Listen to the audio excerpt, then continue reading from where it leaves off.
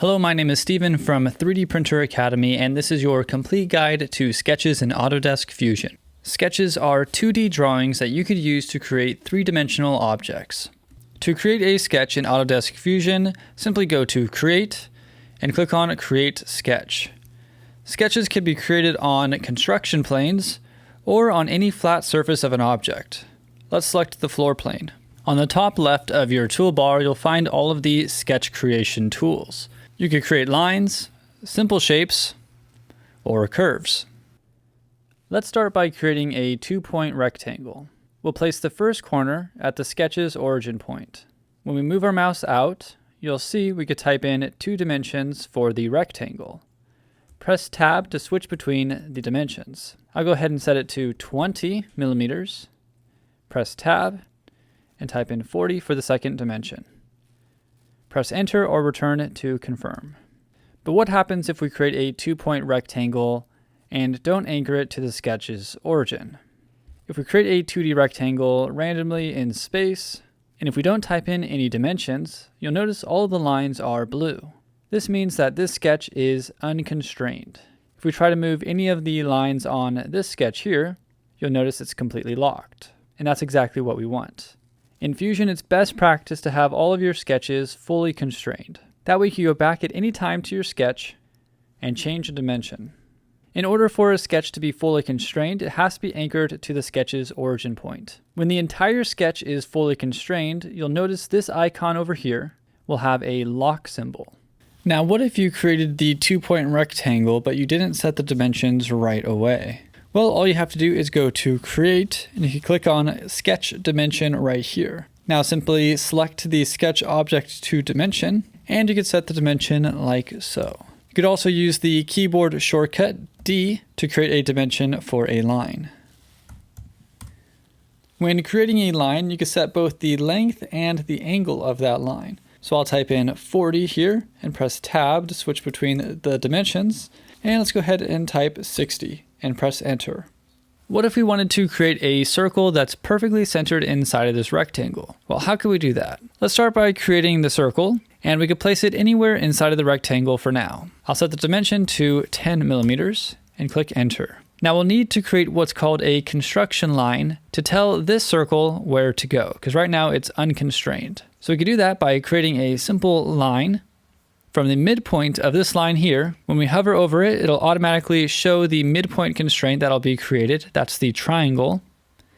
And if we drag down, you can see 3 constraints that'll automatically be created. We have the triangle, which is the midpoint constraint, the square, which is the perpendicular constraint, and the X, which is the coincident constraint, which basically means the end point of that line will snap to this line. Now we could change this line type here from a regular solid line to a construction line by clicking on this construction button here. Now you can see it's a dashed line. Now to get the circle to snap to the midpoint of this line, click on this point here, the center point of our circle, go up to our constraints, click on the midpoint constraint, and then select the construction line. Now we have a circle that's perfectly centered in our rectangle. So if we change any of these dimensions, the circle automatically stays perfectly in the center. Now let's say we want to create a much longer rectangle and have multiple circles inside of it. Well, what we could do is create a pattern of this circle here. So simply select on the circle, go to Create, and go down to Rectangular Pattern. You'll need to select the directions. So go to Select here. We can select any line for the direction. I'll just go ahead and select this one here. And let's change the distribution from extent to spacing. We'll leave the quantity as 3, and we'll set the spacing right here to 20. And now we could change the direction from one direction to symmetric. And now we have 3 holes. Now maybe you want more holes. Well, you could change the distance to 15 and increase the quantity to 5. Go ahead and click OK. Now we've created 5 circles perfectly centered in our rectangle. Another tool you might commonly use is the Offset tool. It's found in the Modify dropdown. By default, the Chain Selection checkbox is checked. This means that we only have to select one line, and it'll automatically detect the entire loop. I'm going to offset it 2 millimeters. Now let's say you're further along in your sketch and you want to change the number of holes. This icon here is the rectangular pattern. If you double click on it, we could change the parameters of our rectangular pattern. Let's say we want to once again increase the number of holes. Simply change the quantity and click OK. And what if we want to change the offset here? Maybe instead of 2 millimeters, we want to change it to -2 to have it offset inward. Now let's quickly go over some of the other really important constraints. I'll just go ahead and create a couple of random lines and shapes up here. If we want two objects to have the same size, we could use the equal constraint. Let's say this circle here is 12, and we also want this circle to be 12 as well. Let's go ahead and click on the equal constraint, select the first one and then the second one, and now both circles will be the same size. So if we change this dimension here, it'll automatically update the other dimension there. Now let's say we want to connect these two circles with these two lines. Well, what we could do is first off start with connecting the endpoints of the line to the circle. You can see it automatically creates the coincident constraint right here. Do the same with this point.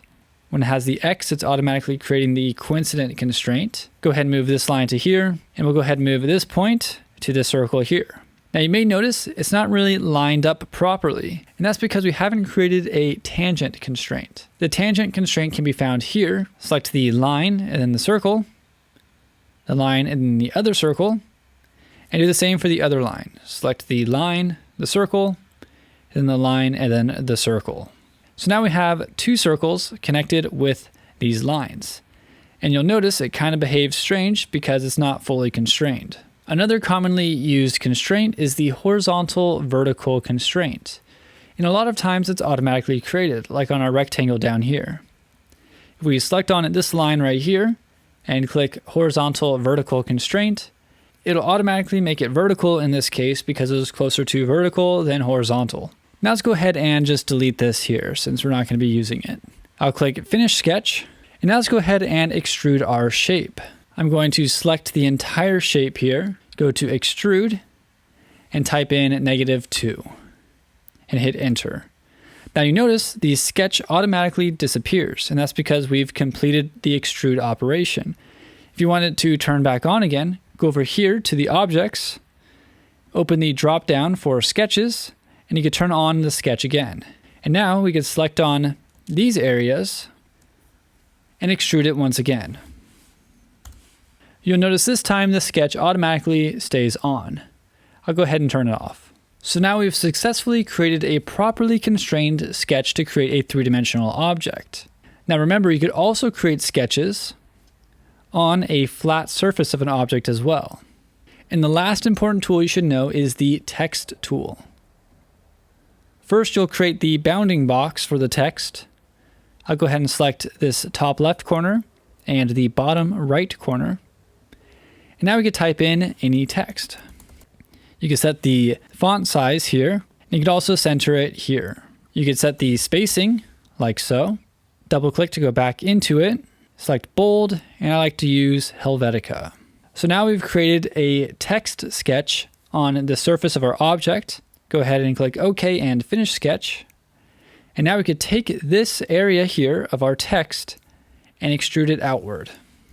If you ever want to change any of the past commands that you've done, you could use the timeline and double click on any of these features, or you could double click on the sketch over here and we could edit the sketch again.